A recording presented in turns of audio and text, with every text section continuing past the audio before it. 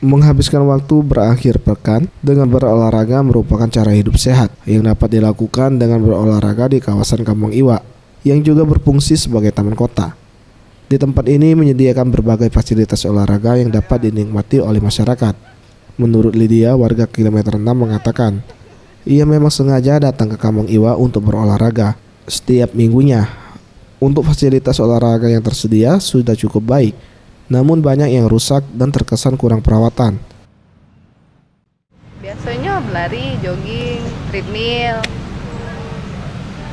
Melihat fasilitas olahraga yang ada di sini menurut Ade cak mana? Kalau fasilitas sih cukup membadai, tapi kalau bisa ditambah lagi sama pemeliharaannya lebih diperbaiki.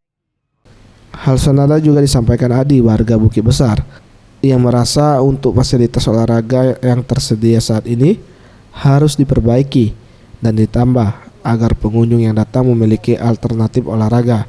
Bukan hanya sekedar lari, kebersihan taman juga harus diperhatikan.